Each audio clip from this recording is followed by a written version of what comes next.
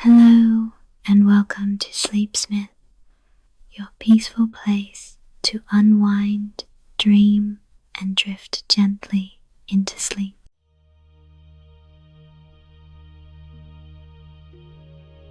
Before we start our story tonight, let me help you settle in with a simple, calming breath like a gentle lullaby for your body and mind. So, find a cozy spot, maybe snuggle under your blanket, and softly close your eyes. Now, breathing quietly through your nose for 4 seconds. 1, 2, 3, 4. Hold that breath softly for 7 seconds. 1, 2, 3, 4, 5, 6, 7. And now, slowly exhale through your mouth for 8 seconds, letting all the tension melt away. 1, 2, 3, 4, 5, 6, 7, 8. Let's do that again. Nice and easy. Breathe in. 1, 2, 3, 4. Hold. 1, 2, 3, 4, 5, 6, 7. Breathe out. 1, 2, 3, 4, 5, 6, 7, 8. One last time, just like a soft whisper. Breathe in. 1, 2, 3, 4. Hold. 1, 2, 3, 4, 5, 6, 7. Breathe out. 1, 2, 3, 4, 5, 6, 7, 8. Feel your body getting lighter, your mind quiet, as if you're being tucked gently into a calm, warm bed. Thank you for sharing this moment with Sleepsmyth. Now, relax completely and let the story carry you into a peaceful, restful sleep. Let's begin.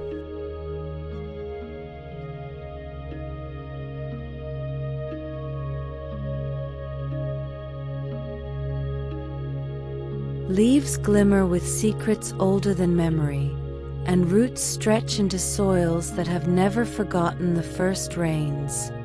Moss clings to stone as though it remembers the footsteps of time itself, and petals unfold with the patience of centuries. In these hidden corners of the world, nature has sculpted forms that stir wonder, that invite reverence, and that carry stories no human hand could ever fully shape. Tonight, we will follow 3 such marvels, each a testament to the ingenuity of life, each a narrative written in chlorophyll, resin, and seed. They are more than plants. They are monuments of growth, endurance, and the quiet poetry of survival. First, along the mirror-like currents of the Nile, the blue lotus of the Nile unfurls its celestial petals with deliberate grace. Its cerulean bloom has long been sacred, tied to the cycle of the sun, to life and rebirth, and to dreams both ritual and whispered. Priests, healers, and dreamers have all touched its fragrance, steeping it in wine and incense, believing its essence could open doors to other realms. Here, the flower is both ritual and mystery, a symbol of life's unbroken rhythm. Far from the river's gentle flow, on windswept cliffs of Socotra, stands the dragon blood tree. Its umbrella-shaped canopy rises against sky and salt, and its deep crimson resin, known as dragon's blood, has drawn humans for centuries, for medicine, for dye, for rites steeped in legend. Locals speak of protection, resilience, and longevity, while its gnarled branches seem to defy the passage of time, as though the tree itself carries the memory of worlds unseen. And in the secluded valleys of the Seychelles lies the Coco de Mer, a seed like no other, sculpted with astonishing symmetry. Its twin shells hint at fertility, mystery, and the rhythm of life itself, while myths of drifting oceans and lost gardens surround it. The fruit endures in secret groves, a reminder that some wonders persist quietly, patient beyond the reach of human reckoning, and radiant in the subtle curves that nature alone could design. Each of these living marvels teaches a rhythm of its own: the rise of petals, the flow of resin, the slow pulse of seed and soil. As we explore their histories, legends, and hidden mechanisms, we follow not just their forms, but their stories, the myths, the rituals, and the reverence that have carried them across centuries. Tonight, we enter the world where growth itself is a marvel, where every leaf and branch and seed carries the memory of wonder.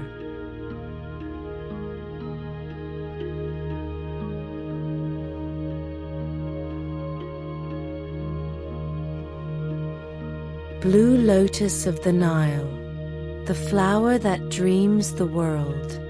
In its quiet bloom lies the memory of creation, where gods once dreamed, and the Nile carried their breath.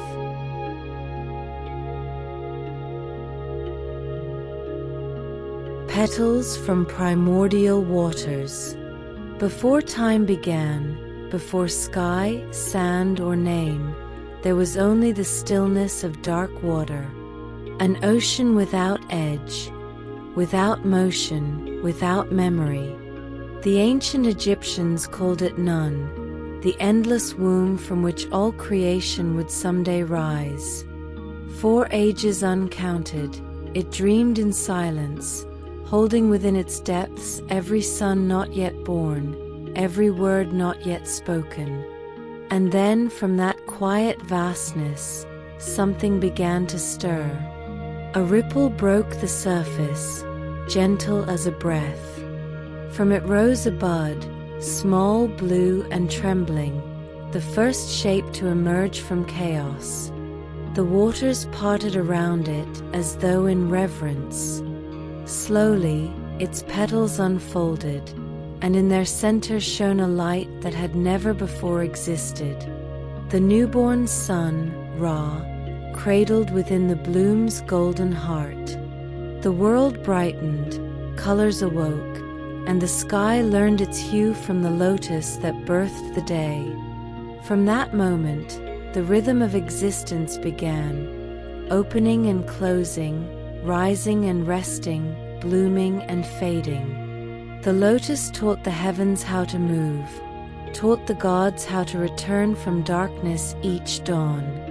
When Ra sank beneath the horizon at night, he did not die. He folded himself like a flower, waiting for light to find him again. In temples built millennia later, priests still sang the story of that first morning, of how the bloom floated upon the face of eternity, lifting the sun upon its petals. They said the scent of the lotus was the memory of that moment, a fragrance older than the world, carried on the breath of the gods. When one inhaled it, even faintly, they were said to glimpse creation's beginning, to remember when the first light touched the first wave. Imagine those primordial waters stretching farther than thought itself.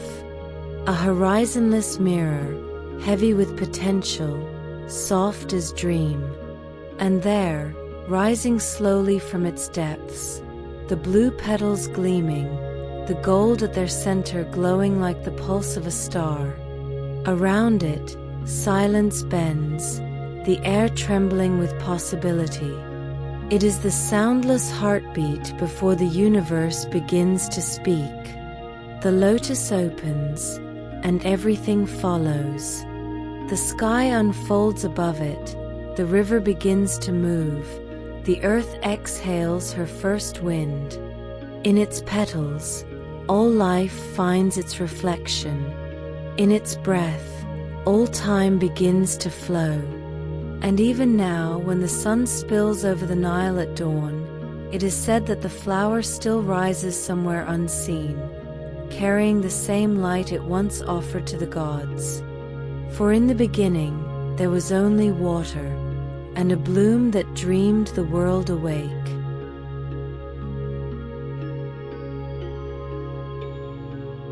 Gift of the River Kingdom. When the age of gods softened into the age of men, the river remembered what the heavens had forgotten. Along its slow golden waters, the blue lotus bloomed again, not in myth this time, but in the warm breath of the Nile.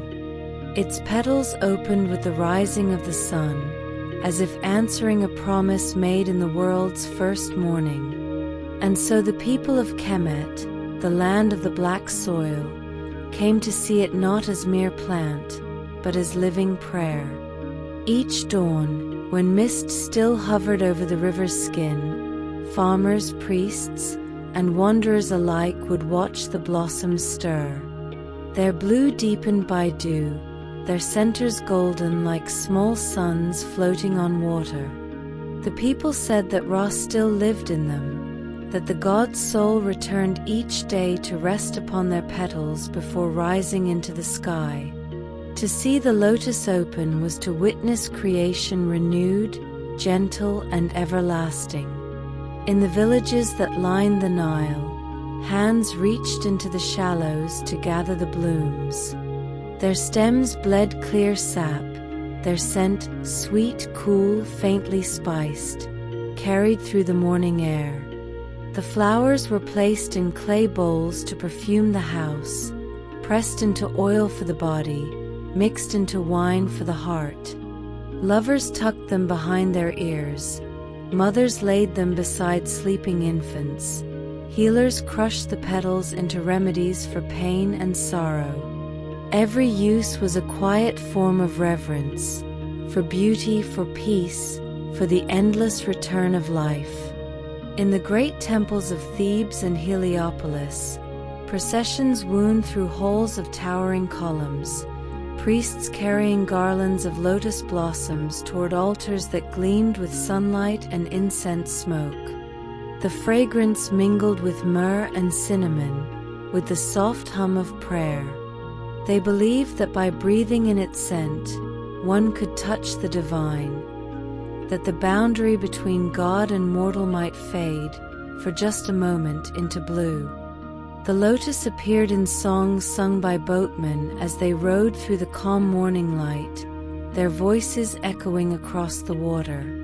It appeared in love poems etched on shards of pottery. Beloved, one inscription reads, "Your breath is lotus sweet." It bloomed in gardens near palaces and tombs, always where the water could hold its reflection. For the Egyptians believed that nothing sacred could live far from the river that gave all things life. And when the heat of noon came, the flowers closed, their petals folding softly, their colors dimming to rest. The people did not mourn their fading, they knew it was only sleep. Just as Ra descended into the underworld, so too did his blossoms, only to awaken again at dawn. Their rhythm was the rhythm of existence itself, the great pulse that joined gods, men, and river into one unending breath. Imagine standing by the Nile at first light, reeds whispering, air heavy with the scent of life beginning again. In that moment, it is easy to believe the ancient truth, that every morning, the world is reborn upon the petals of a flower, and that somewhere beneath the hush of water and sky, the gods are still dreaming through its bloom.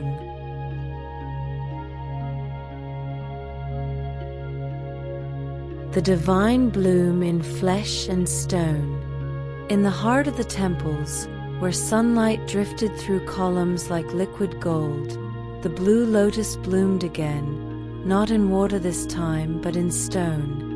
Sculptors carved it into pillars and friezes, into doorways that opened toward eternity. Its petals curved along the ceilings of Luxor, its buds crowned the towering columns of Karnak, each one a prayer caught in bloom. When dawn slipped through the temple gates, the carvings seemed to breathe, their colors awakening beneath the touch of light, blue deepening, gold gleaming, as though the flower remembered its first rising from the primordial sea. Everywhere the eye turned, the lotus spoke, in paint, in line, in sacred geometry. It was the very alphabet of divinity. Pharaohs wore it upon their breastplates, carved it into thrones and crowns. The gods themselves were never shown without it, Ra rising from its petals, Osiris holding it in rebirth, Nefertum crowned with it as the bringer of perfume and renewal. To hold a lotus in one's hand, even in image, was to hold the promise of awakening. In the tombs of kings, the flower bloomed upon the walls where silence ruled. Painted in shades of blue and gold, it was placed near the head of the departed, or in their very hands, a guide for the soul through the river of night. The dead were depicted inhaling its fragrance, their eyes half closed, serene, for it was said the scent of the lotus woke the spirit to eternal life. It was the breath between worlds, a fragrance that crossed from the realm of the living into the field of reeds, where no shadow ever fell and the waters shone forever bright. The artisans who carved its shape into limestone and alabaster did so with reverence, not merely skill. Each petal, each curve, was a hymn made visible. They worked under the sun's glare, the air thick with dust and prayer, knowing that their hands were giving the gods a body to inhabit. Even the chisel marks were offerings, small devotions carved into the skin of eternity. And still, amid the grandeur of temples, the lotus found its way into intimate places, the handles of mirrors, the rims of cups, the edges of amulets pressed close to the heart. A symbol that belonged not only to kings but to every dreamer who believed that life, too, might rise again after its long sleep. Imagine stepping into a temple chamber at first light, the air cool, the scent of incense lingering, faint murmurs echoing through the stone halls. Your footsteps fall soft upon the floor, and above you the ceiling blossoms with carved flowers, each one touched by the morning sun. For a moment, it feels as though you are standing inside a single vast lotus, open toward the heavens. The blue lotus had become more than a plant, more than a symbol. It was the memory of creation made flesh, a bloom carved into time itself, reminding all who entered that even stone can remember the morning when the world was born.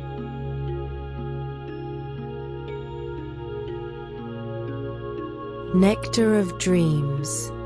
Night would fall over the river, and with it came the scent of the lotus, rich and soft, rising like a secret from the dark water. The priests said its fragrance could open the gates of the unseen world, that in its perfume slept the memory of creation itself. So they gathered the blossoms at dusk, when their color deepened and their spirit was strongest.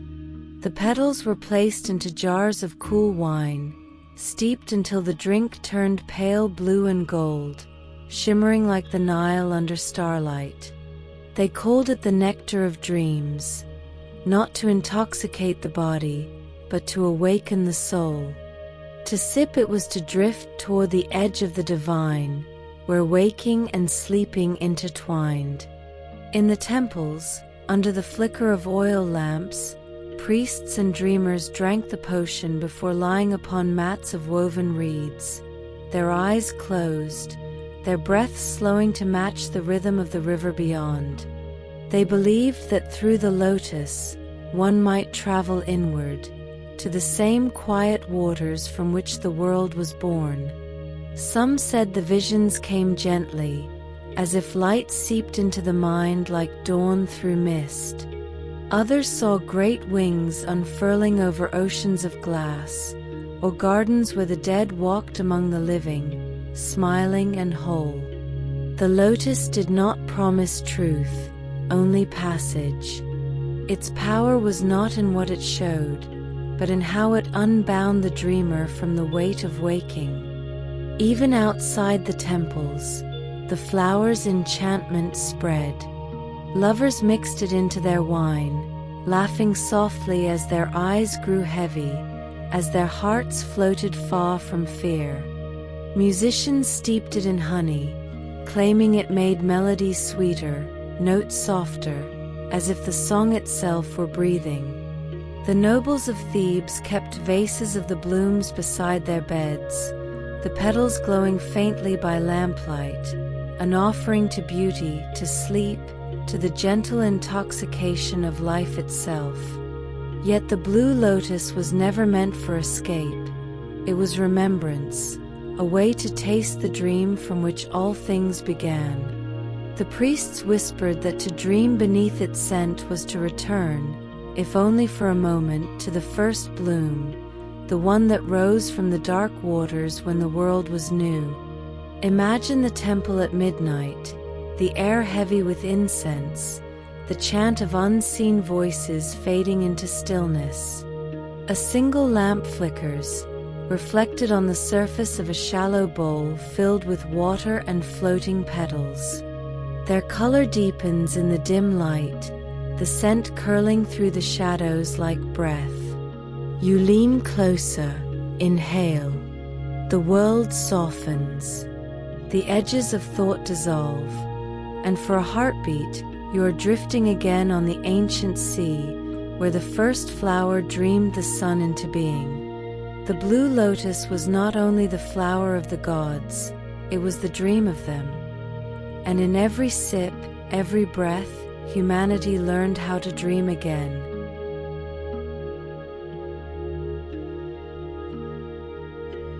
Flower for the departed. When the final breath left the body, the Egyptians said the soul did not end. It merely crossed into another kind of mourning. And at that threshold, the blue lotus waited, serene, fragrant, eternal. Its petals were laid in the hands of the dead, pressed gently between linen wrappings, resting close to the heart as if to remind the spirit how to rise again. In tombs carved deep into cliffs and desert hills, jars of lotus oil stood beside alabaster vessels of wine and honey. Fragrant garlands lay coiled upon the sarcophagi, their petals still faintly blue beneath the dust of ages. The priests moved through the chambers in silence, their torches flickering across walls painted with blossoms, each flower a symbol of awakening, each one opening toward the golden sun painted above the journeying soul.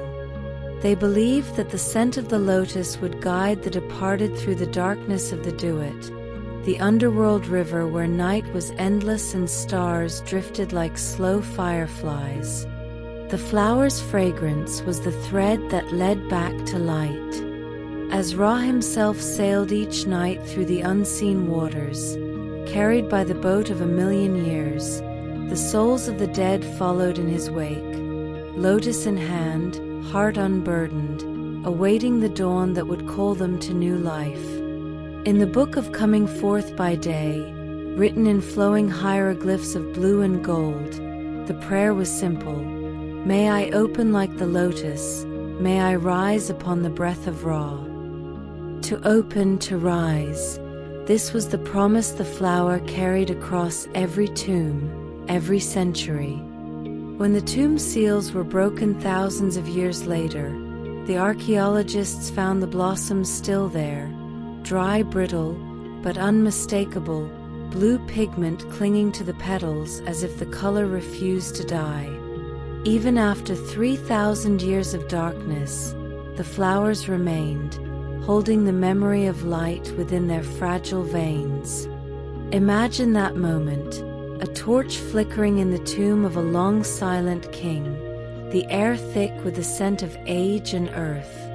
The lid of the sarcophagus shifts, and within, the faint outline of a flower rests upon folded hands. Its stem curled, its petals ghost pale.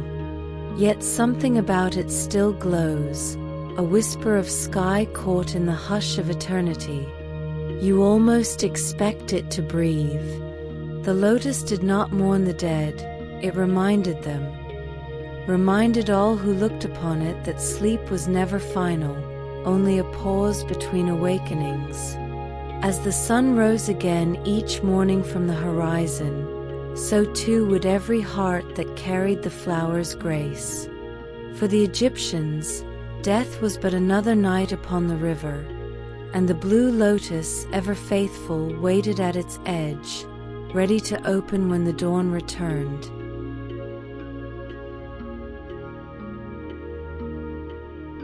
Lost to time, found in stone, the centuries turned, and the river kept its secrets. The blue lotus, once the crown of Egypt's mornings, began to fade from its waters.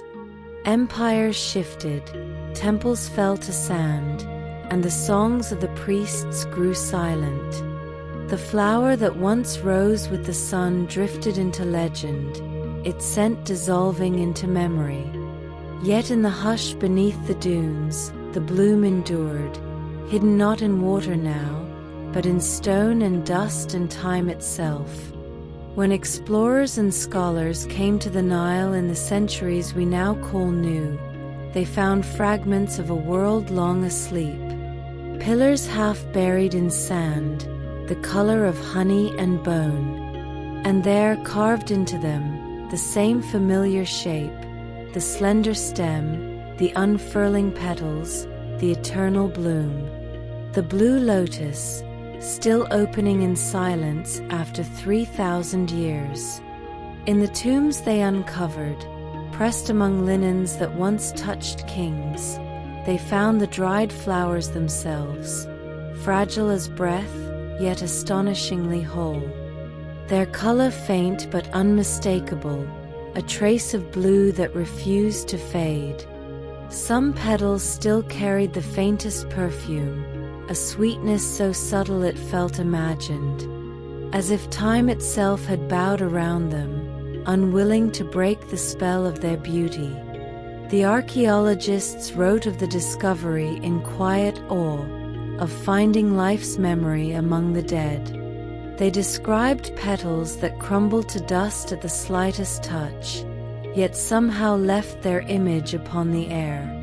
The same blossoms that had once rested upon the chests of pharaohs, that had floated beside the boats of lovers and priests, now rested again in the hands of the living, bridging millennia with their silence. In the museums of Cairo and London, the blue lotus returned to the light, encased in glass, its form eternal once more. Visitors leaned close, reading the plaques, unaware that they were breathing the same myth that had stirred the Nile before the first empire rose. The carvings, the paintings, the relics, all told the same quiet truth, that beauty once born never truly dies, it only changes its reflection. Imagine standing before one of those temple walls at sunset, the desert wind moving softly through the ruins, light catching the carved petals like gold dust in motion. The air hums with heat and silence. Somewhere beneath your feet, the ancient river still flows, unseen but eternal. And for a moment, you could almost believe the lotus is still blooming beneath the sand, opening once more for a sun that never forgot it. Lost to the living Nile, yes, but never to time. For stone remembers what water forgets, and in every petal carved upon the walls of Egypt, the flower still waits, dreaming the world back toward light.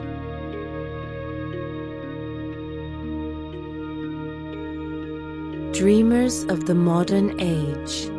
Long after the priests had fallen silent and the temples had sunk beneath the sand, the blue lotus bloomed once more, not in water but in thought. It drifted through the dreams of scholars and wanderers, of poets who read the old hymns by lamplight and felt the stir of something older than time. They searched for it in forgotten tombs, in dusty scrolls, in the cool halls of museums where relics gleamed beneath glass. And though they did not know it, they were following the same fragrance that once led the ancients toward the divine. In the age of exploration, travelers from distant shores came upon the flower's image carved into ruins and papyrus. They wrote of its color, its legend, its strange association with both sleep and awakening. Some called it the flower of the sun, others the blossom of oblivion. A few carried its seeds across oceans, hoping to coax it back into bloom, yet it thrived only where the Nile could still remember it. Artists saw in it a symbol of transcendence. Painters placed it in the hands of goddesses. Poets wrote of its fragrance as a key to lost worlds. To them, it was no longer only an Egyptian relic, but a metaphor for the soul itself, the quiet unfolding of awareness, the delicate rise from darkness into light. The blue lotus became muse, mirror, medicine, and dream. In parlors and studies across Europe, its image returned in curious forms, pressed into books of botany, printed on perfume labels, painted onto tiles and tapestries. The Victorians admired its beauty, the mystics drank its infusions, believing it to calm the heart and open the mind. Some said it carried visions faint and fleeting, not of gods now, but of gardens that did not exist, of skies too soft for waking. Through it all, the flower remained the same, serene, untouchable, half-remembered, a bridge between what was and what could be. Even in a world of reason and machinery, it offered something beyond explanation, a reminder that humanity still longed to dream, to reach for mystery in a world that had almost forgotten how. Imagine a poet by candlelight, bent over a worn Egyptian text. The night is quiet, the air thick with the scent of ink and wax. His hand pauses over a passage, rise as the lotus rises. He closes his eyes and sees, not letters, but the slow unfurling of blue petals on dark water, the sun shimmering within. For a moment the centuries vanish, the river flows again, and he is there at the edge of the first dawn. The blue lotus, once the flower of gods, had become the flower of dreamers, still opening, still awakening, still teaching those who sought it that even in the modern age, wonder has roots that run deep.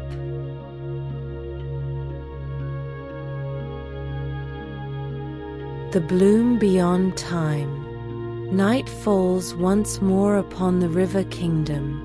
The water lies calm beneath the silver moon, and the air hums softly, as though the Nile itself remembers.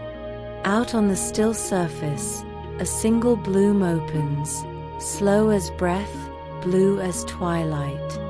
It is the same lotus that once rose from the primordial waters, the same that crowned the temples, the same that dreamed in the hands of kings. And yet it is new, forever beginning again.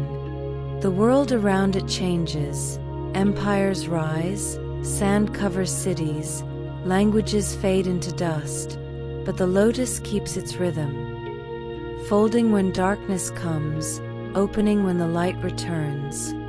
It needs no worshipper now, no hymn or offering.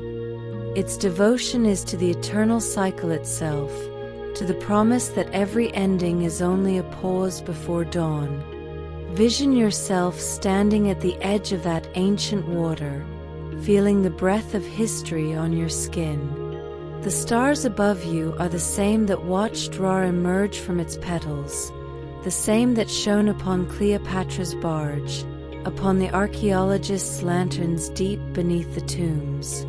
The lotus remains, untouched by centuries, its reflection shimmering between earth and sky. In its quiet heart, there is no time, only the soft turning of the world, life, death, rebirth, again and again. Perhaps that is why it soothes the soul, this flower of awakening. For to gaze upon it is to remember that even in the stillness of night, something within us is always reaching toward the light. The ancients believed that to become one with the lotus was to be reborn each morning. And maybe they were right. For when we close our eyes at day's end, we too sink beneath our own small waters, drifting, dissolving, until from the depths of sleep, something begins to rise again. A thought, a dream, a spark of dawn within the mind. The petals fold now, holding their secret light. The river sighs. The world grows quiet.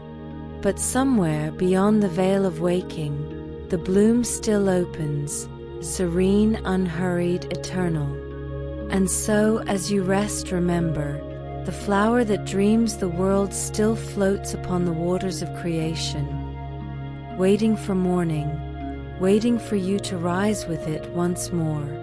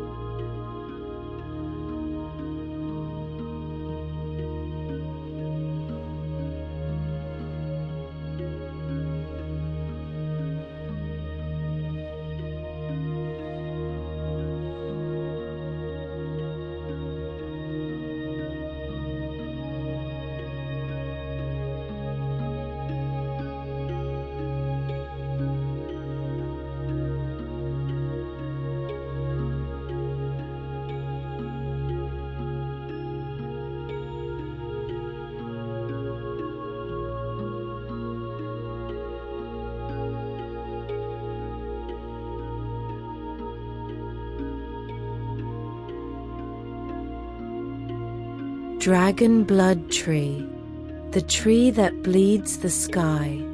Born of stone and salt wind, its crimson lifeblood once sealed wounds, anointed kings, and bound the world's first fire to its last green crown.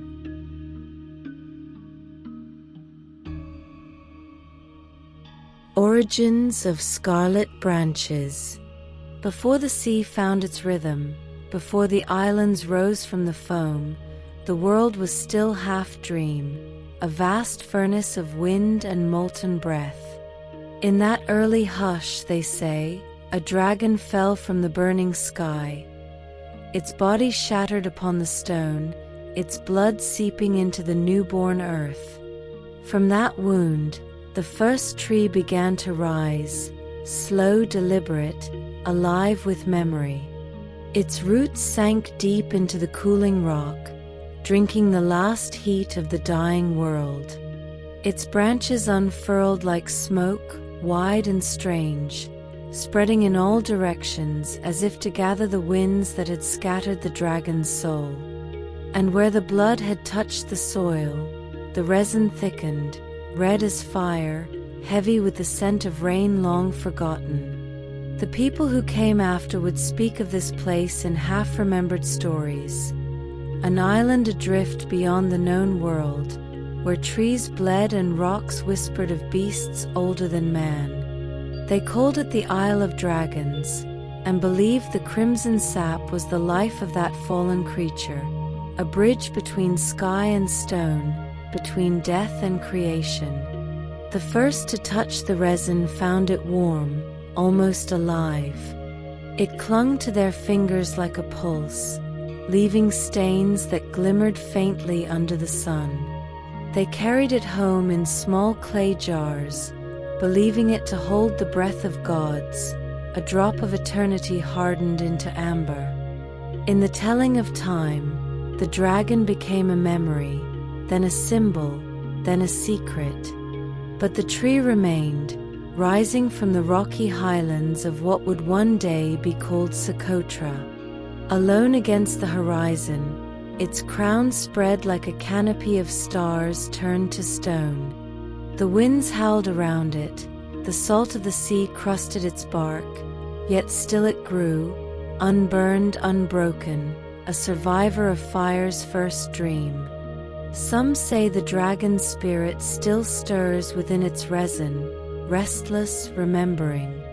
When the wind blows through its branches, the air hums with an ancient vibration, as if the island itself were breathing. And in that deep, patient rhythm, one can almost hear the world's first heartbeat, the echo of creation that never ceased, only slowed. So begins the legend of the dragon blood tree, not born of seed or soil, but of flame and memory. A living relic of a time when the sky itself was alive, and every wound the earth carried bloomed into something enduring, and beautiful and strange.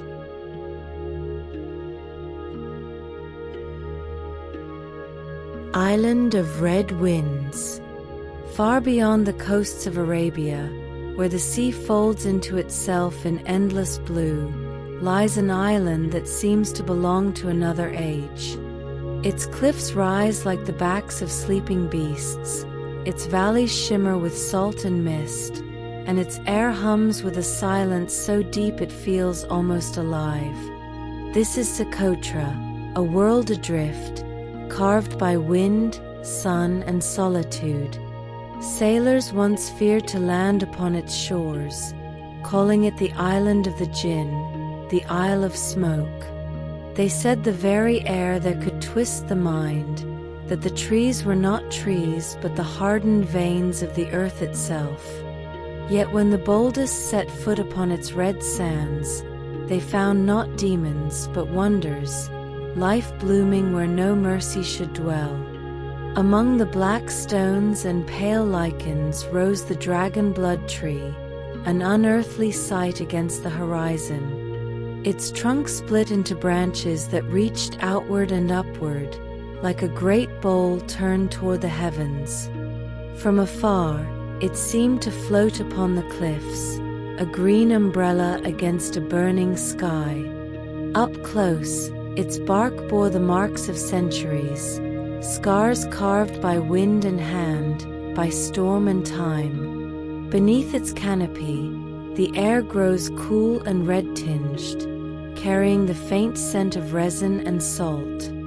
Herdsmen rest there in the heat of noon, their flocks gathered in the shade as if under the wings of some patient guardian. When they look up, the branches weave a pattern like veins against the light, a living labyrinth, both shelter and symbol.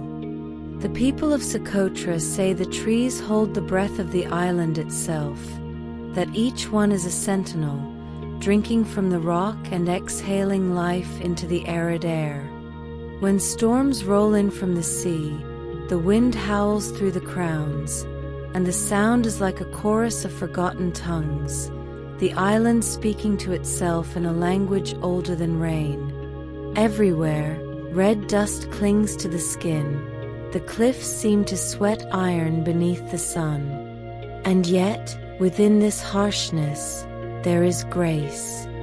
The dragon blood tree stands serene amid ruin, its strange geometry defying drought, its roots weaving through fissures of stone to find water no eye can see. Travelers who first beheld it wrote of their disbelief, how it seemed less like a plant than a relic, sculpted by some divine hand. A forest turned upside down, one said, its roots stretched toward the sky. They did not know that here, on this forgotten island, life had learned to dream differently, not through abundance, but through endurance. Thus, the island endures, red and wind-born, the dragon blood tree its crown. Each dawn, the light spills over the cliffs like liquid fire, and the trees gleam against it, the blood of dragons rising once more with the sun.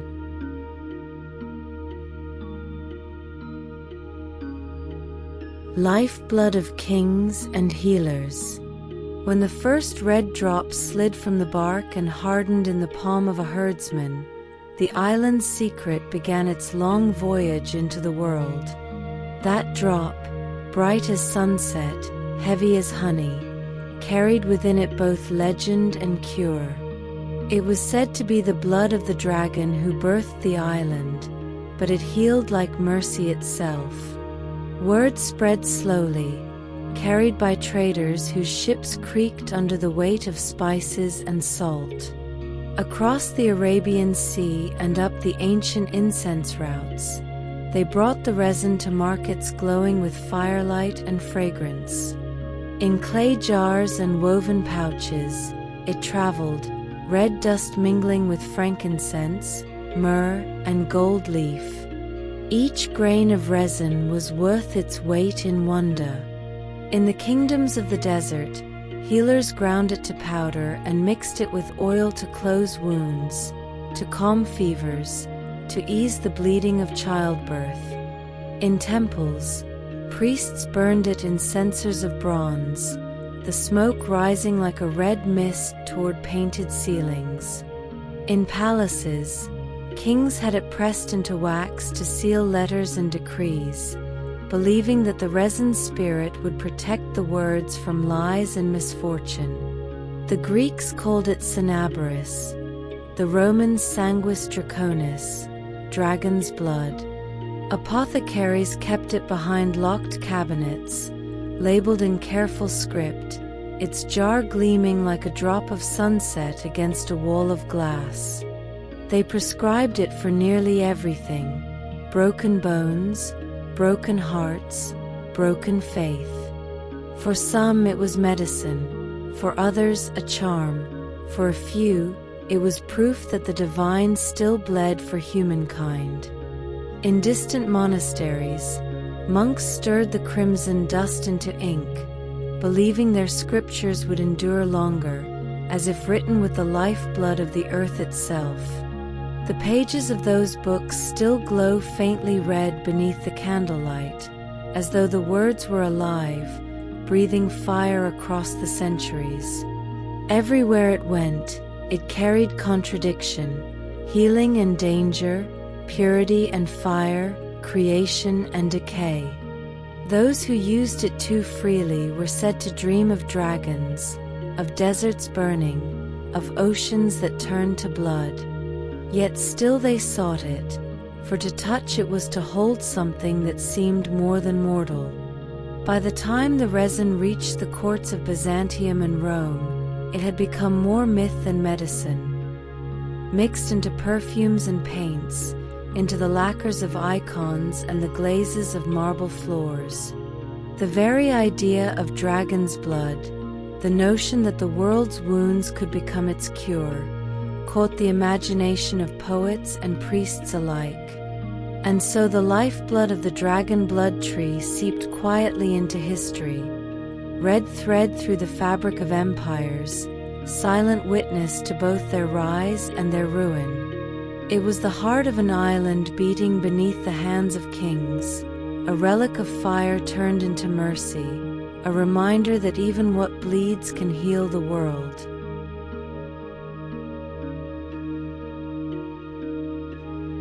Guardians of the red resin. High on the cliffs where the wind never sleeps, the islanders move with the patience of centuries.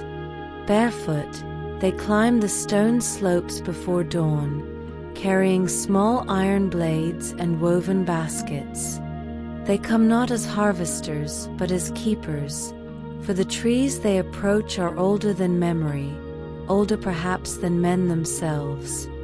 Each step is deliberate, every sound absorbed by the vastness of the land. The sea murmurs below, unseen through the mist, and above it all the dragon blood trees rise like sentinels, their crowns wide and still, as though listening to the breath of the island.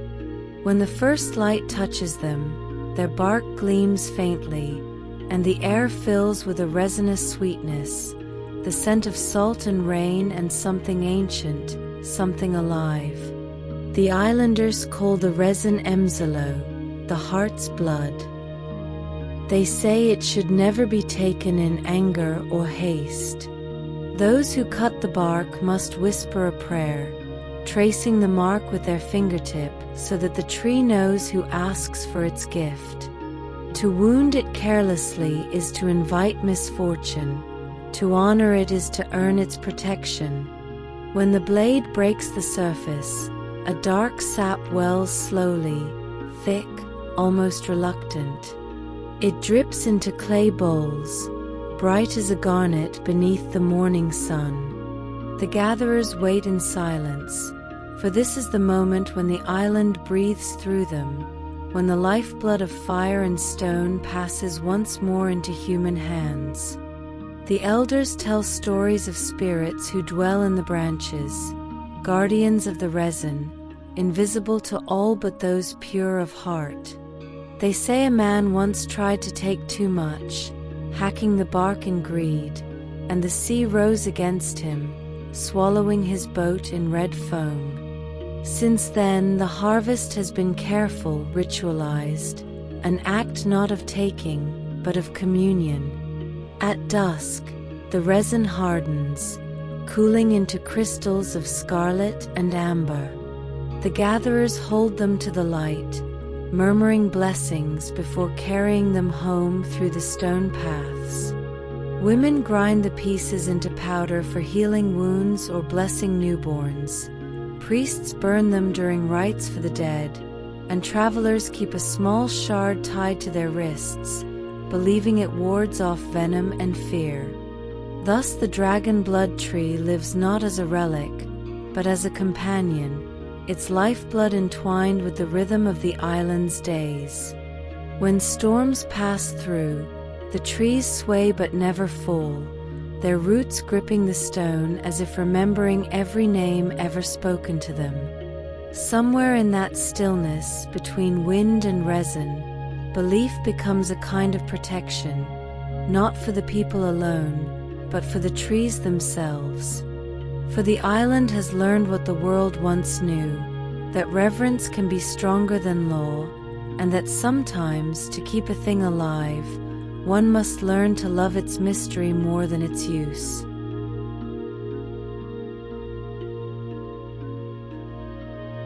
The Tree of Wounds and Wonders. They say every wound upon the earth must bloom into something, a flower, a flame, a story. And so it was with the dragon blood tree, whose very life seemed a scar made holy. When its bark is cut, it does not wither, it bleeds. When its lifeblood spills, it does not die, it heals. No wonder the old ones called it sacred, for in its crimson tears they saw the riddle of creation itself, that pain and beauty are twins beneath the same sky. Long before the name Socotra was ever written, travelers spoke of an island where the ground bled when struck, where the trees wept red under the sun.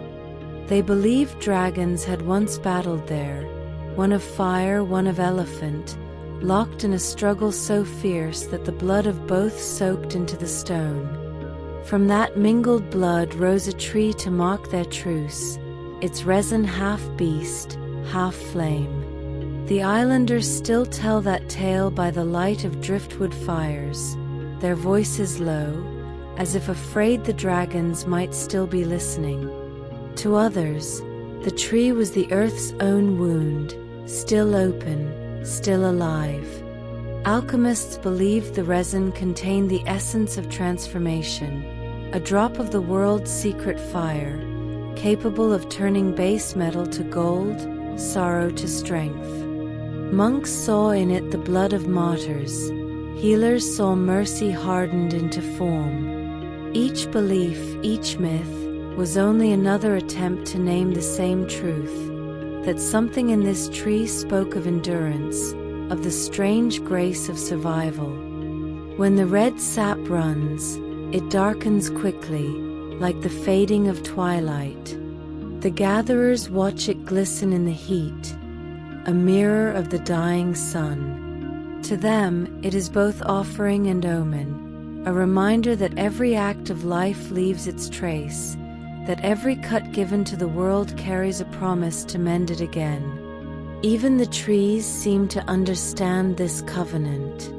They rise upon barren slopes, rooted in rock, facing the salt wind without complaint.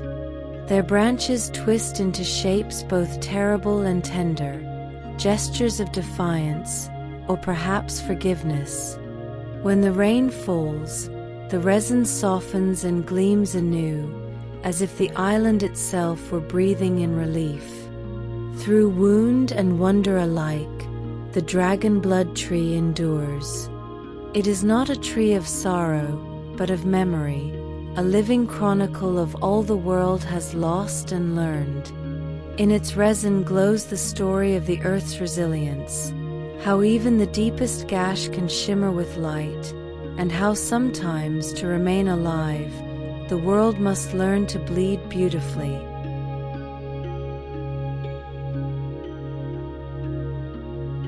The isles that time forgot. Far out in the Arabian Sea, beyond the reach of ordinary maps, lies an island that seems carved from another age. Its cliffs rise like the ribs of a sleeping giant, and its silence hums with something older than time itself. This is Socotra, cradle of the dragon blood tree, the last green shrine of a world that has forgotten its beginnings. Those who first glimpsed it from the decks of passing ships thought it a mirage, a vision conjured by heat and longing. The air shimmered red as the sun set over its limestone heights, and in that glow, the umbrella-shaped trees stood like sentinels, their crowns spread wide to catch the dying light. Sailors whispered that no compass worked here, that the island itself shifted between worlds. Some called it the Garden of the Phoenix, others, the place where the dragons still dream. When explorers finally set foot upon its shores, they found a land that seemed to breathe the language of myth. The rocks were carved by wind into faces of forgotten gods. The rivers ran only in memory, whispering through dry gullies as though still searching for their lost water. Everywhere the trees, thousands of them, stood in strange communion, their roots clutching stone as if remembering storms long past. Arab traders once came for the resin, calling it Dam al-Akawain, the blood of the two brothers, believing it was born from the veins of fallen giants. They packed it in jars of clay, carried it across the deserts to the markets of Cairo, Damascus, Venice. There it was sold beside myrrh and amber, its scent mingling with the smoke of temples and the murmur of gold. Yet even as it traveled the world, no one truly knew its home, the isle that time forgot, where earth and sky meet in crimson breath. In the quiet hours, when the wind moves through the branches, the trees seem to speak, not in words, but in the deep rhythm of endurance. The same rhythm that has carried them through centuries of heat and silence, through the vanishing of rivers and the slow retreat of the sea. And so Socotra remains, a memory adrift in blue waters, its cliffs holding fast to their green crowns. A fragment of Eden unclaimed by history, where the air itself feels thick with dreams. A place that time, perhaps in mercy, chose not to remember too clearly.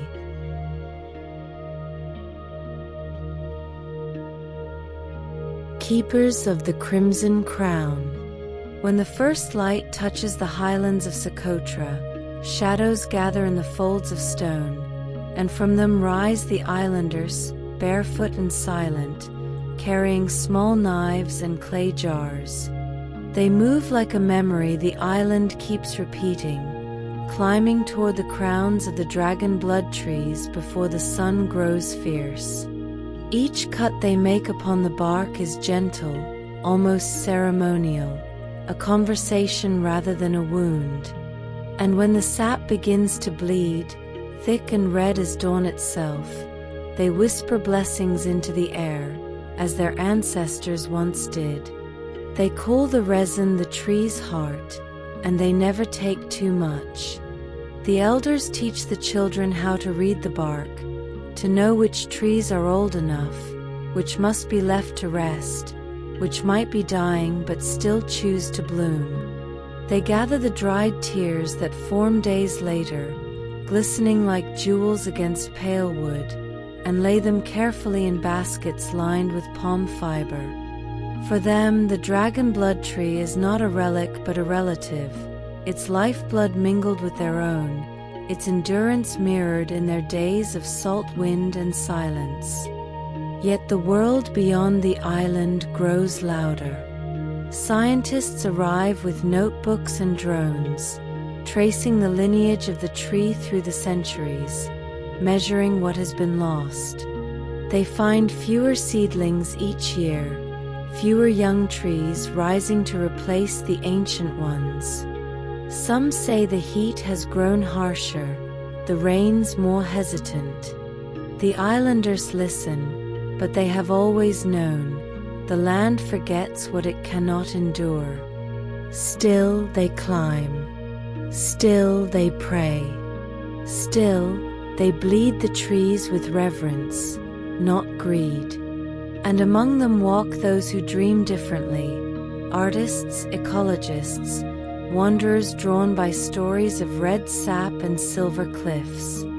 They kneel before the same trees that once haunted the dreams of kings and alchemists, now watching the branches sway like hands raised in silent appeal to the sky.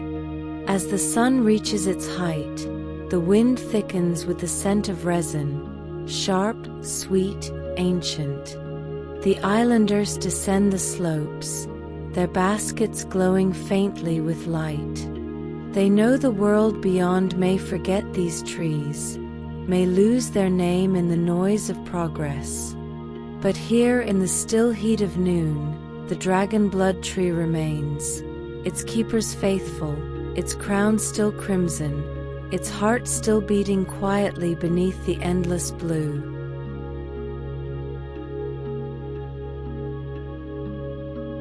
The last flame of the sky. At dusk, the cliffs of Socotra turn the color of embers. The horizon burns faintly, and for a breathless moment, the island seems suspended between two worlds, sea and sky, silence and flame. The dragon blood trees stand against that glow like great inverted chalices, their crowns cupping the last light of day. Their shadows stretch long over the stone, as if the island itself were exhaling its final warmth into the cooling air. Each branch holds centuries within it. Storms survived, suns endured, the slow patience of stone learning to live again. The resin within them thickens with nightfall, glowing faintly in the dimness like veins filled with starlight. To look upon them is to glimpse something older than time's own language, a promise that the earth still remembers how to heal itself, even after every wound. The islanders say that when the wind moves through the trees at twilight, the world listens. The air hums with the faint rhythm of their hearts, steady, red, eternal. Some believe that each drop of resin that hardens upon the bark is a thought the tree keeps, a memory of all it has seen. The first rains, the wandering herds, the arrival of strangers who called the island paradise and never understood why it felt so lonely. Now, as stars bloom above the cliffs, the trees glow darker, not dimmer but deeper, as if pulling the light inward. And in that gathering stillness, the dragon blood tree becomes more than wood or leaf. It becomes a symbol of what endures when all else fades, of what bleeds yet never dies. Long after we are gone, when our cities have become dust and our names drift like silt beneath forgotten tides, these trees may still stand, their crowns lifted toward a sky still burning with its ancient fire, their roots gripping the bones of the world. The resin within them will glow as it always has, a small, steadfast flame, carrying the memory of everything that was ever alive. And when dawn returns, it will find them waiting, silhouettes of patience and defiance against the reddening light. The trees that bled the sky, and in doing so, kept the world from forgetting how to dream.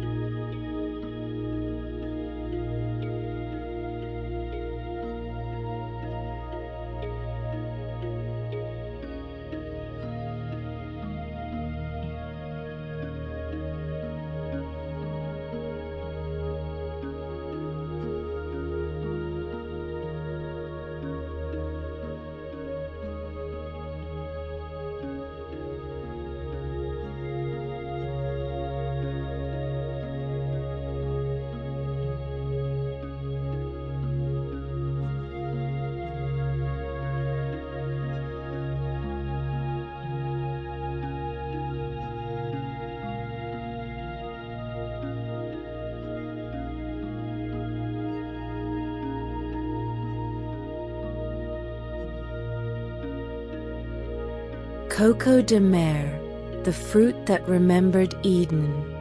Born where sea and silence meet, it carried within its twin shells the memory of a paradise long lost, a living relic of creation, still pulsing beneath the island's sun.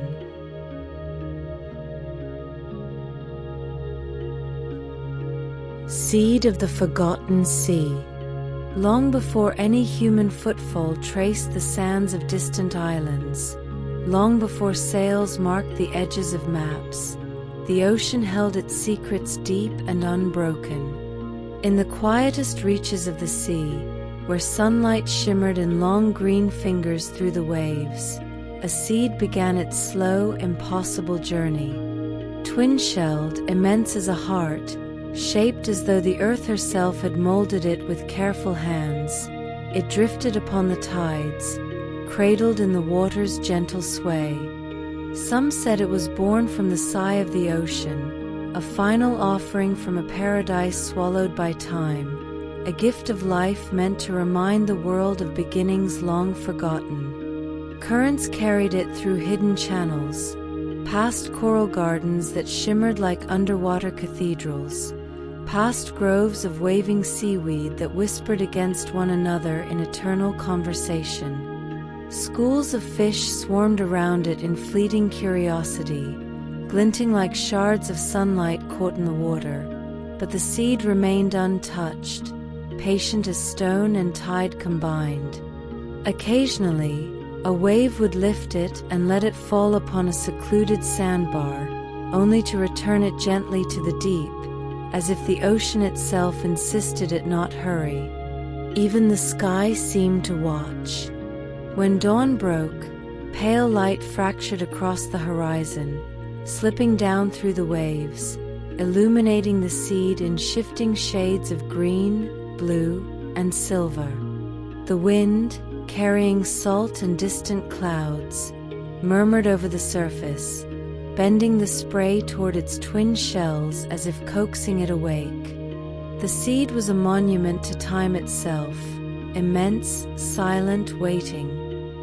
And in that waiting, it held the memory of the first world, the quiet pulse of creation beneath the surface of the tides. Legends grew even before it was found by human hands. Islanders, or perhaps the first spirits of the land, whispered that a fruit of impossible size had once risen from the ocean, a relic of a garden that had slipped beneath the horizon. Sailors, drifting past unseen reefs, told of twin-shelled fruits floating like hearts of the world itself, carrying within them the breath of life and the memory of a paradise long lost. Some believed that each shell contained the history of oceans, the echo of all tides, the rhythm of creation itself. Time passed as it always does. Storms came and went, fierce and fleeting, beating upon the water with the fury of unseen gods, yet the seed remained unbroken, anchored by its own stubborn patience. Centuries stretched like slow currents, carrying the seed farther across uncharted waters, whispering of distant shores that no human had yet seen. And through all of it, it lay cradled by the ocean, unhurried, eternal, a quiet witness to the passing of ages, a living relic waiting for eyes that would recognize its wonder. When at last it touched the sand of a hidden shore, light and wind and salt all gathered around it in reverent silence. Twin shells gleamed with a faint, unearthly glow as the sun crept over the horizon, painting the beach in amber and rose. The Coco de Mer had arrived, not as a fruit, but as a message, a reminder that life, in its slow and patient perfection, begins quietly, profoundly, and with an endurance that stretches beyond time itself. And so it rests even now, cradled by the sands and kissed by the waves, carrying the ocean's memory, the first garden secret, and the promise of a world that will one day notice and wonder and remember.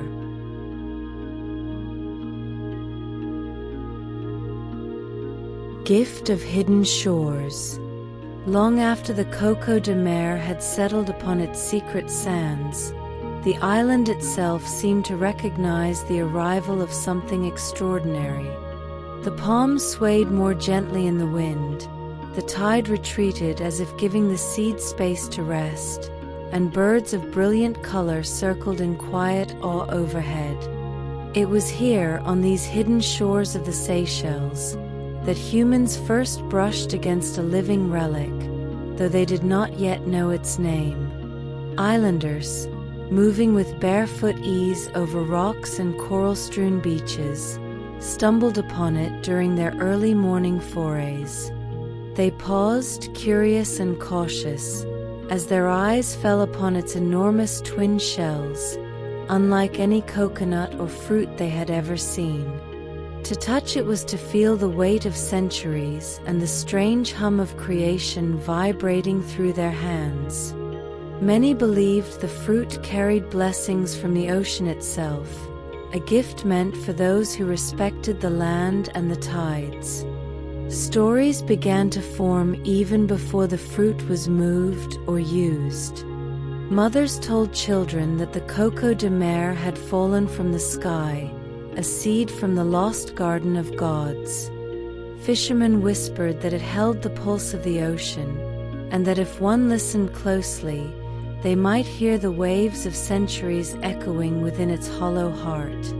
Every shell became a symbol, a bridge between the mystery of the deep and the life of the land, a reminder that nature itself kept secrets only the patient could uncover. Traders and travelers arriving on these shores carried tales of its strangeness beyond the island. Sailors spoke of twin-shelled fruits drifting along the tide like small islands, and of beaches where light and water seemed to bend around their silent presence. The fruit was collected carefully, not taken recklessly, for the islanders understood its rarity. It was a treasure not meant to be hurried, a relic of life's earliest imaginings. Its size and shape inspired wonder and curiosity alike. Unlike any other seed, the Coco de Mer seemed almost sculpted with intention, as if the earth had pressed her imagination into tangible form. They placed it with care beneath palms and atop smooth rocks, letting the sun and rain touch it in slow rhythm, honoring its presence as one honors a sacred guest. Generations passed, and still the Coco de Mer remained a quiet marvel on the hidden shores. Travelers who stumbled upon it told of its gentle grandeur, of the way the sun glinted along its smooth curves, of how the wind seemed to sigh around it. Even the ocean appeared to guard it, tossing only the gentlest waves upon the sand, keeping the twin shells safe until the world was ready to truly understand their wonder. The fruit became a gift not only of the sea, but of time itself, a quiet witness to the meeting of earth and ocean, of human reverence and nature's patience. It was no longer only a seed adrift, but a participant in the rhythm of the islands, a bridge between myth and life, carrying the story of the forgotten garden into the hearts of those who first beheld it.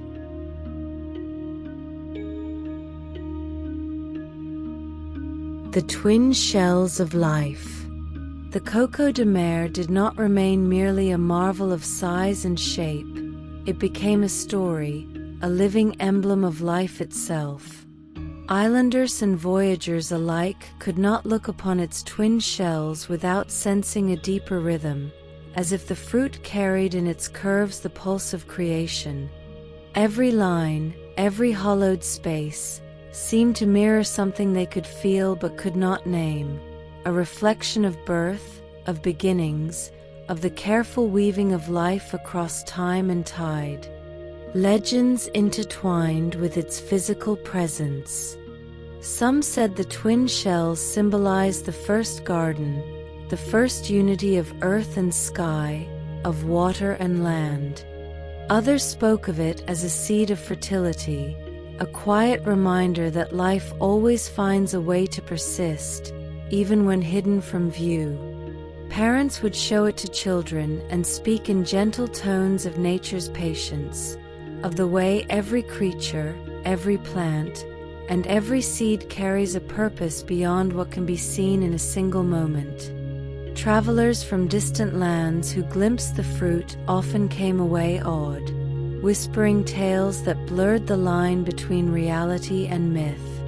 To the Europeans who first observed it centuries ago, the Coco de Mer seemed almost impossible, a fruit too large, too strange, too precise in its symmetry to have grown anywhere on Earth. They painted it in their journals, measured it, tried to classify it, and yet every attempt fell short of capturing its quiet grandeur. The twin shells became a symbol not only of creation but of mystery itself, a reminder that some wonders are meant to be experienced, not fully understood. Even the islanders found meaning in its weight and form. Some believed that planting a seed from the Coco de Mer could bring blessings, or that keeping one in the home was a gentle way to honor the ocean's gift. Others said that its curved shells held the shape of life's resilience, the way nature preserves itself even under the harshest sun and salt. Each shell, smooth and resilient, was a testament to patience, endurance, and the quiet power of existence. The fruit's symbolism extended beyond fertility or origin. Scholars and poets in later centuries would write of it as a mirror to humanity's own longing, for understanding, for connection, for the memory of something once divine. It became a bridge between myth and reality, a reminder that the natural world holds stories older than human memory, and that even a single seed can carry the weight of eternity.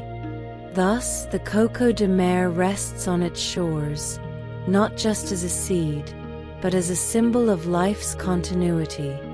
Its twin shells, mirrored in every curve, whisper the same quiet truth to all who observe, that creation is patient, that wonder persists in silence, and that even the smallest or largest of gifts from nature can hold within it the rhythm of the world.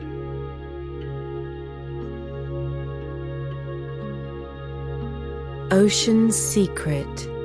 Long before anyone could name the Coco de Mer, before islanders or travelers laid eyes upon it, stories traveled through the tides, stories of a fruit born not on land, but of the sea itself. Some whispered that it grew deep beneath the ocean floor, nurtured in hidden currents and coral groves, fed by salt and light in places no human had ever seen. Others spoke of it as a gift from a lost paradise, cast into the waves to drift patiently until the world was ready to meet it. The ocean seemed to guard its secret well. Waves curled and recoiled, light shimmered upon the surface in shifting mosaics, and shadows danced beneath the water, hinting at the sea's presence without ever fully revealing it. Sailors who glimpsed a dark shape rolling beneath the tide often called it a marvel or a miracle, a treasure of the deep, a fragment of the world's earliest garden. No one could explain its size or form. It defied understanding, as if nature herself had carved it with deliberate care, and then whispered, "Wait, watch, wonder." Legends grew faster than anyone could record. Islanders said that the fruit appeared only when the tide deemed it safe, or when the ocean wanted to remind humanity of its own beginnings.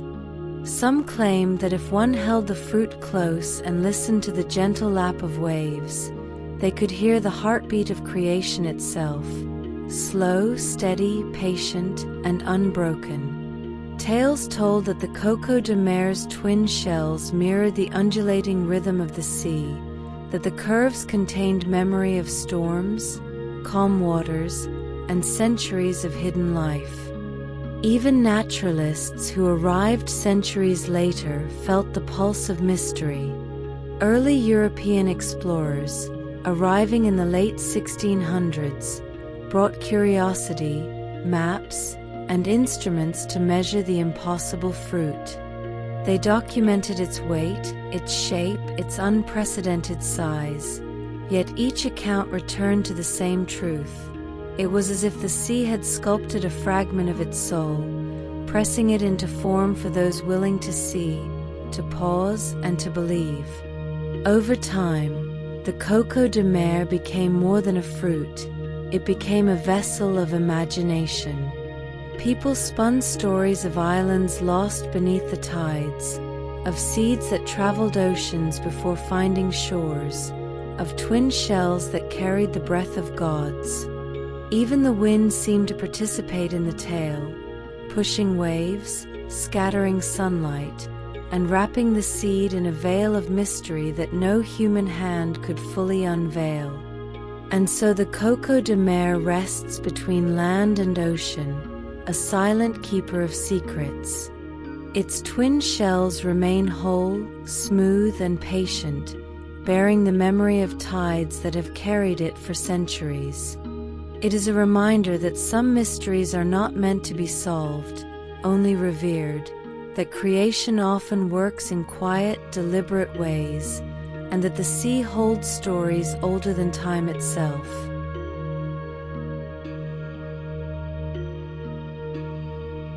Tales of travelers.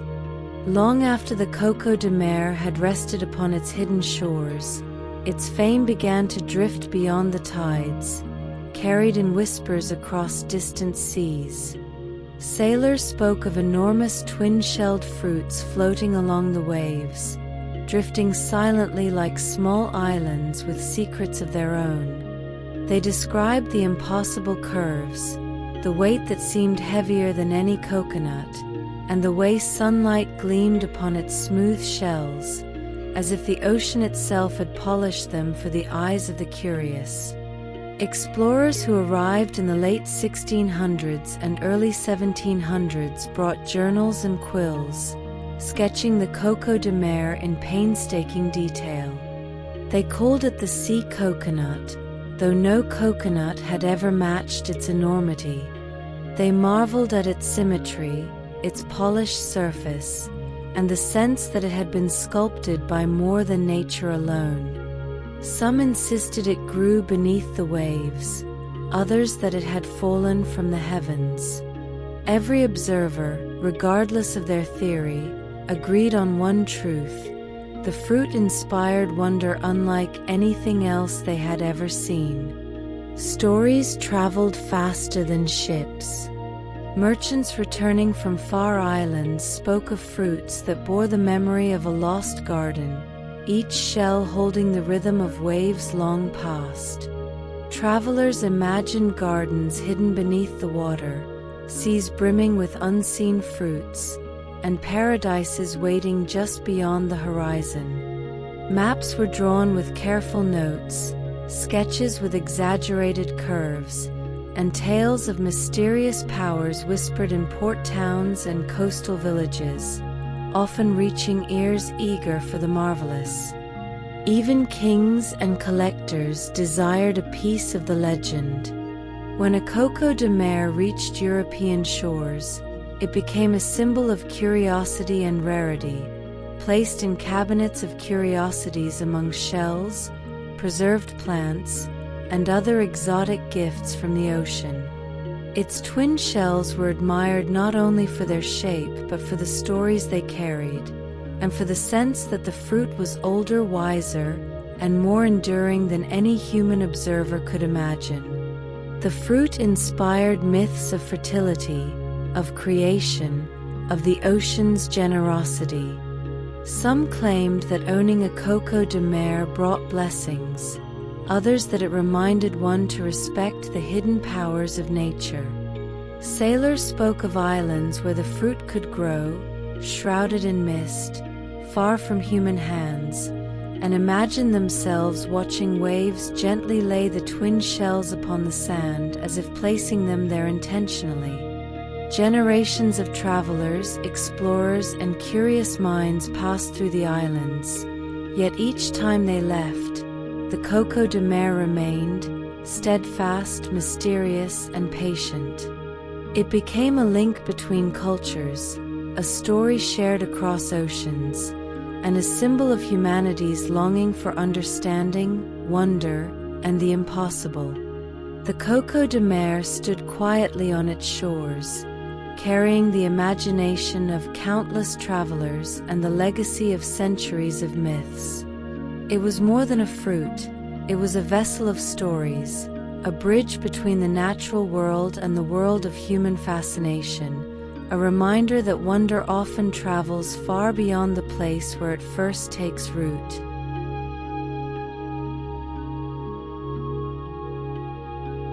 Awakening of forgotten groves. Centuries passed, and the Coco de Mer remained on its hidden shores, cradled by sand and kissed by the ocean's gentle hand. While travelers and sailors carried its legend across seas, the fruit itself became elusive, its secrets hidden among the palms and valleys of the Seychelles. Time moved with quiet persistence, waves rolled and tides shifted, and the twin-shelled marvel endured, waiting for the world to recognize its truth. It was not until centuries later that botanists and naturalists arrived, drawn by the whispers of explorers and the enduring myths of the fruit that seemed impossible to exist. With careful footsteps on mossy paths and the sun warm upon their backs, they traced the shadows of the tall palms where the Coco de Mer grew. Each leaf, each fruit, each curve of the twin shells was measured, catalogued, and marveled at, yet even science could not diminish the wonder it inspired. The islands revealed their secrets slowly. Gentle winds carried the scent of salt and soil, sunlight danced across enormous leaves, and every step seemed guided by the patience of the fruit itself. Botanists discovered that the Coco de Mer grew only in certain valleys, tended quietly by the rhythm of rain, soil, and centuries of adaptation.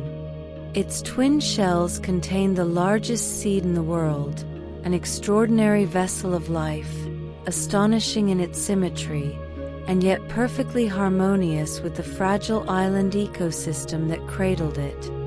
Studies revealed a world as wondrous as legend itself. The Coco de Mer, it seemed, was a marvel of survival, its seeds heavy, its growth slow, each generation requiring decades to mature. And yet it endured, a living relic, as if the memory of the ocean and the lost garden had been pressed into its very cells.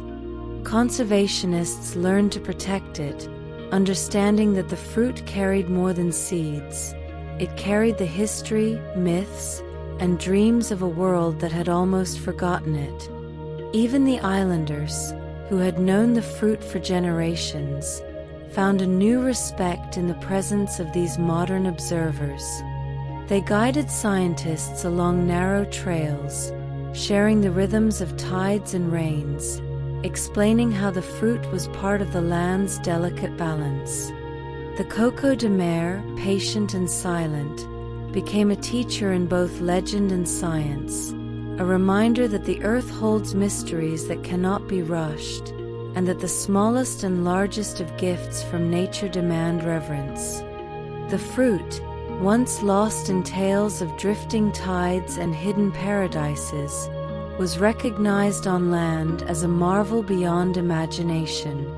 Its twin shells glimmered under the sun, leaves swayed gently above, and the world finally understood what islanders and sailors had always known, that this fruit, ancient and extraordinary, was a living bridge between myth and reality, carrying forward the secrets of creation and the enduring heartbeat of the islands.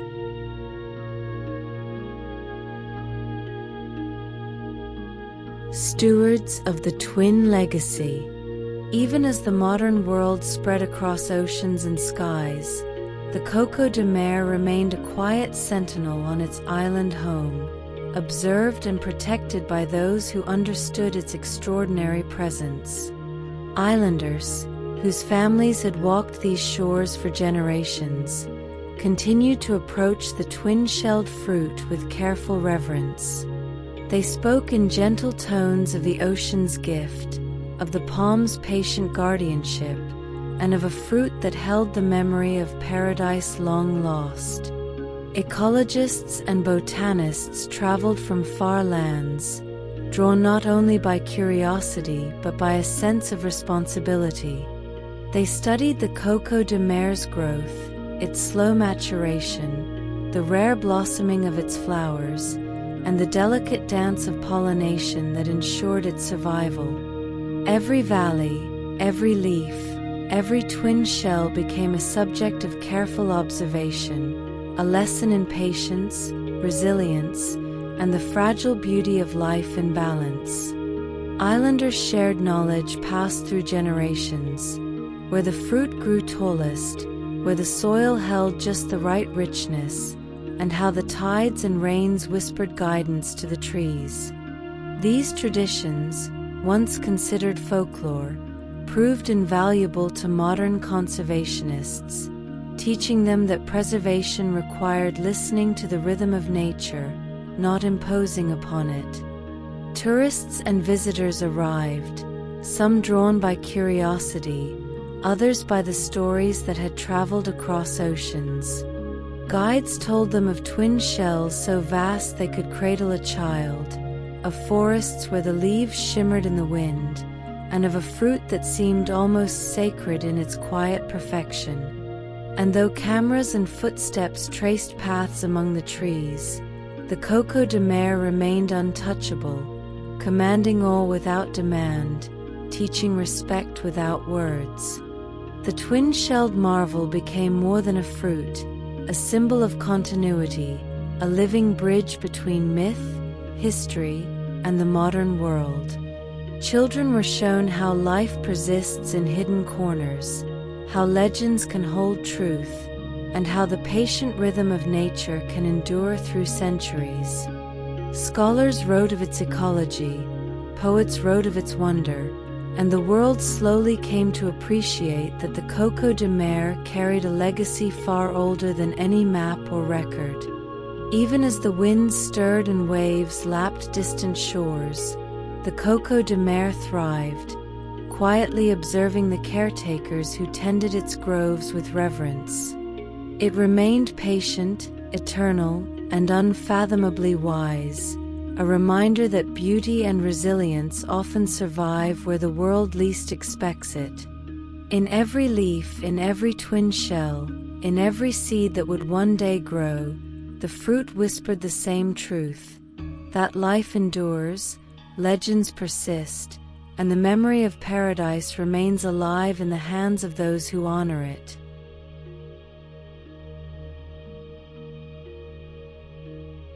Eden's memory. As the sun dips low over the islands and the tides settle into gentle rhythm, the Coco de Mer rests beneath its palms, twin shells gleaming faintly in the golden light. Centuries of waves, winds, and whispered stories have brushed over it, yet it remains steadfast, a living relic, a guardian of memory, and a bridge between worlds. To gaze upon it is to glimpse the echo of creation itself, to sense a pulse older than any human measure, and to feel the quiet heartbeat of the islands that have cradled it through time. Legends and truths mingle in the shadow of its leaves. Some say the fruit remembers the first garden, the paradise lost to time yet preserved in its curves and hollows. Others claim it carries the breath of the sea, the rhythm of tides, and the patient endurance of life itself. Every twin shell seems to hold a secret, every line a story, every shadow a reminder that some marvels exist beyond explanation, beyond observation, and beyond fleeting human years. Even as modern eyes observe, sketch, and study, the Coco de Mer retains its quiet dignity. Tourists may walk the paths, scientists may measure and record, poets may write odes, yet the fruit keeps its own rhythm, slow, deliberate, eternal. It teaches patience, reverence, and the wonder of witnessing life in its own time. No hand, no pen, no theory can rush the unfolding of its secrets, and that is its most enduring gift. The islands themselves seem to honor it. Breezes stir gently through the palms, sunlight filters in soft patterns across sand and shell, and distant waves carry the memory of centuries past. In this harmony, the Coco de Mer whispers of the union of sea and land, of myth and reality, of the forgotten and the remembered. It holds the story of life's persistence, the quiet miracle of a seed so immense and patient that it seems to embody the world itself. And as night falls, the twin shells remain luminous under the soft glow of the moon. The fruit does not need to be touched to be revered. Its presence alone is enough to remind all who pause that creation endures, that memory flows like tides, and that paradise, though hidden and long forgotten, persists in quiet, steadfast grace.